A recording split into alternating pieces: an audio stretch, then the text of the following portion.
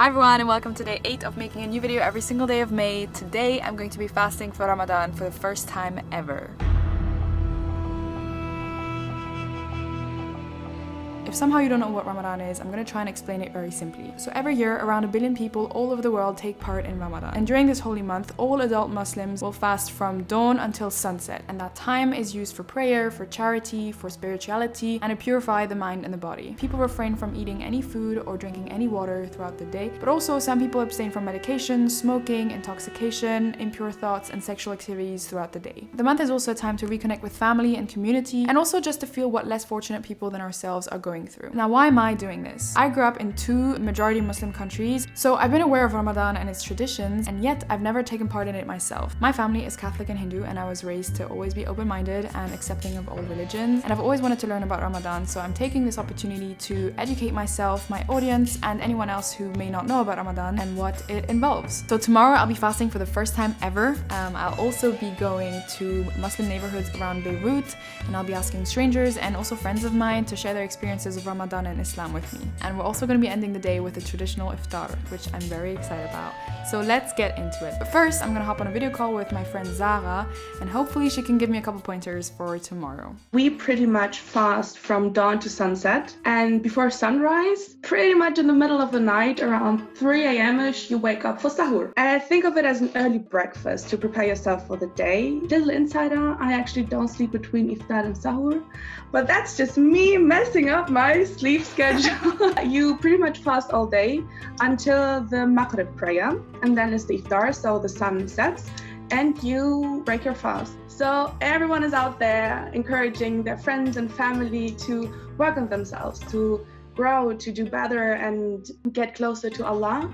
And I think it's really beautiful how we have this month of self-reflection in which we're nice to ourselves, to environment, and de-stress for a bit. So yeah, I love the positivity and how Ramadan brings that out on us. And I really hope you'll feel the same tomorrow, but I'm pretty sure you're going to succeed. I'm really excited to try this. Wish me luck. Please drink a lot of water and sahur. Wow, that was super insightful. I will check in tonight before bed. See you then. Alright guys, check-in number 1. It's the night before. We just had dinner and I'm drinking plenty of water because I know that tomorrow is going to be really hot and hectic. I'm trying to hydrate as much as possible beforehand. I'm very excited for tomorrow. I'm excited to learn and try to understand what Ramadan means for different people. I'm also a bit nervous because it's 12:30 right now and I still have a couple of hours of editing to do, and I'm gonna wake up just before dawn for suhoor. So yeah, I'm gonna go back edit now and I will check in tomorrow morning. Good morning, check-in number 2. We just woke up for suhoor and I'm gonna eat a little bit and drink a bit of water. I don't even know what we're supposed to eat. I have no appetite whatsoever, but I know I'm gonna need this energy, so. And we also need to wake up Adam. You're late for school. Yeah, this is like the worst nightmare. Seeing Flo above me saying late for school. It is 1 p.m. We finished all of our work and now we're heading into the city of Beirut to meet up with our friend Joao. Alright, today we are with Joao once again. Sorry for spamming your channel. Where are you taking us today? Right ahead of us, called Khandak El Hamik. It's a very old neighborhood. It used to be a Christian neighborhood, now predominantly inhabited by Shia Muslims. I think it's a kind of a time warp. It has a lot of different cultures, different backgrounds, different people who have been living here for decades, even before the Civil War. And so I think it's worth exploring this side of Beirut, kind of the forgotten Beirut, you know? So Khandak is a neighborhood that is actually really not well frequented by Lebanese people. Locals, at least, don't really dare to come here. Yeah, most Lebanese people I know wouldn't come to Khandak El Hamik. It has a bit of a reputation about safety issues. It's really interesting, the contrast. Brand new buildings, they're working on construction, and it's like all these fancy apartments, and right next to it's like really broken down buildings, torn apart. And just as we walked into the neighborhood, we ran into 2 volunteers distributing food and diapers for people in need here in Khandak. People like that are scared to come here. No one cares about it. Only like some foundations come here. Deep inside they don't know what's Khandak, because when you go inside Khandak, you can see all these poor people and they don't have any relationship with all the media that people are talking about. With my foundation, we go deep inside all those Khandak, Tariq Jdid, Arjalul, all those poor places that people don't go even. I took like the risk. I still have there's people. so many people in need. Yes, so many people in need. We're entering the dark side of Khandak. He was a fighter in Syria and he got caught by ISIS. For 5 years he worked for them. He would eat 1 potato a day. All of the fighters that were with him got decapitated. Out of 150 people, they killed everyone except maybe 13 people. That's what he told me. And he paid his freedom off. And yeah, he's living day-to-day life. He probably has PTSD. Goes to show the reality of some people living in Beirut. He started seeing a psychologist like 2 years ago to get help with his traumas. And usually you can't go in and get pictures or visual footage. So it's interesting because in Khandak they just let you come to the rooftops and just capture the cemetery, which is a really, really beautiful place as well. By the way, Khandak was marginally damaged by the explosion. Not as much as other neighborhoods, but it still was affected. So there was quite a lot of humanitarian help in Khandak to help the locals to rebuild their houses. I'm with Hassan today. He's 95 years old, one of the eldest residents in Lebanon. Yeah, so right now we're in the house of this woman we just met, and she just invited us into her home. He has stories about the Civil War. He has stories about when Lebanon got created and there was the independence. He can tell you stories about anything. He said one of the secrets of him living that long is because he eats every day those 3 type of nuts with honey. And this gives him a lot of energy and protein for the day.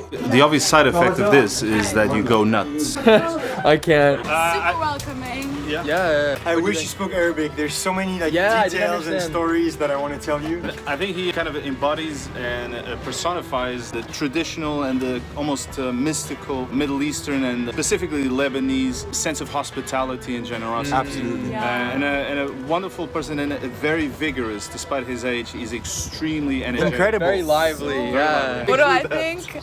Yeah, like Lebanese hospitality. The fact that they're willing to give us their time and attention for so long. Back in Germany, if there's a random person walking in the streets, no one's gonna invite them in. But here, you walk around neighborhoods, little like alleyways, and you're invited in, and it's so special. Very Really different. special. It's interesting to be at that age. Like they have no rush. Their day is just free.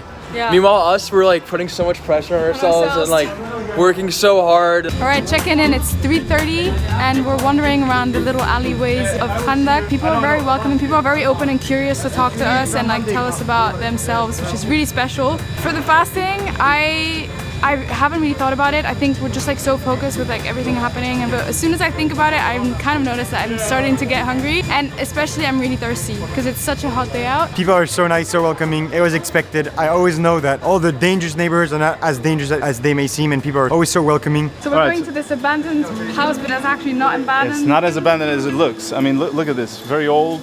Looks like it's falling apart. It's left to nature. There's a plot twist. So we're going to meet a family who lives here. We just walked into a random house. I have no idea who lives here. It's a really, really old house. It's like 150 years old, and it's absolutely stunning. It has really, really high ceilings. Really nice old traditional home. It is a time warp, yeah. And the lighting is really nice with all the mirrors and the chandeliers reflecting the light. People in this neighborhood are so welcome. I don't know why there's this whole misconception of how dangerous this place is. I mean, obviously there must be reasons why there's this reputation, but ultimately when you look at individuals, they're really friendly and really nice. You know, we're all human, we all have the same needs and interests. All right, last stop here in Khandak. Yeah, so this is kind of a more modern building. It was occupied by several migrants. At least 5 years ago, you had the Syrians, Bangladeshis predominantly, and now they kind of disappeared. They left. There's an economic crisis in Lebanon, so that kind of catalyzed them moving out. Let's go check it out. I've never been inside of here. I was always scared to come inside here. Yeah. There used to be more than 300-400 people in this building. I used to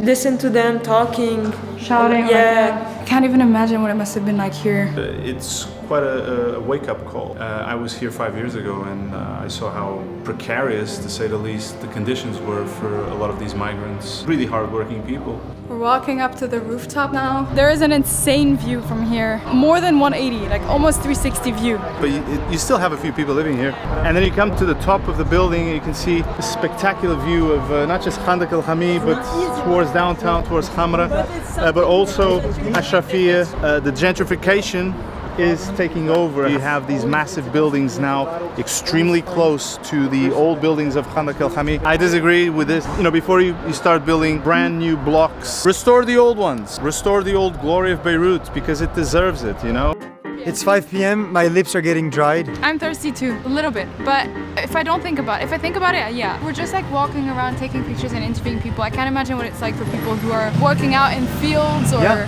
doing construction work in the heat. I'm thinking of Mahmoud, who's a construction worker and who's fasting. and there's barely anything to eat. He has breadcrumbs, literally. We're back in the car now, heading to Joao's place. He's kindly hosting us for iftar with his wife, Soha. Really excited to see her again. I'm dead, Flo. Alright, it was finally time to start preparing the iftar. We're vegetarian friendly, which means we don't eat vegetarian. Okay, we're about to prepare the salad, the fattoush. Classic Lebanese dish.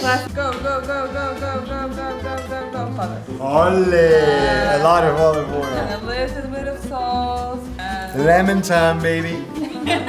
And while helping in the kitchen, I decided to ask Soha to tell me more about Ramadan and what it means to her. First of all, it's for the religious part, of course. It brings you closer to God. And this month, the Quran was made. But it's also detox for the body, not just, spiritually, like religiously. It's proven that fasting for a month, it can prevent diabetes and a lot of other diseases. And it's the month that you get with your family, with your friends, and also it's the time to forgive. You communicate with every people you know, because sometimes you can hurt somebody and not knowing. Yeah, you apologize regardless if you did anything, and you ask as well. You ask for forgiveness of people. Alright you guys, the sun has just set and we're waiting for the call to prayer to be able to break our fast. We've just heard the first call to prayer. We're gonna go inside now and enjoy a wonderful iftar with Joao and his family. Alright, breaking our fast. Everybody has dates. Yum. Amazing. Good deeds for me.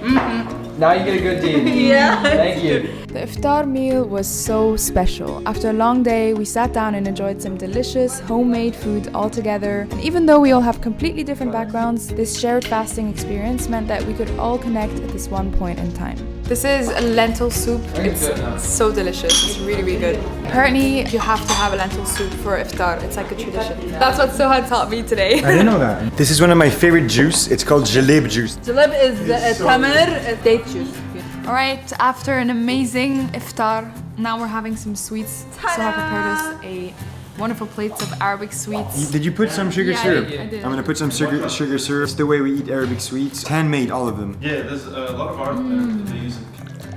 Cheers! We spent the rest of the evening having some great discussions in good company, and as I reflected upon the day, I realized that we all live in our own worlds. And for me, traveling and trying new things for the first time allows me to break my own little bubble. Wandering around Khandak, everyone we met was so kind, hospitable, and despite their tough daily lives, they still smiled and made time for us. This day filled me with gratitude, and I guess in some way that's what Ramadan is all about. Ultimately, if everyone in the world was a bit more curious and had a bit more empathy for others and their ways of life, I believe we would live in a better, more peaceful world.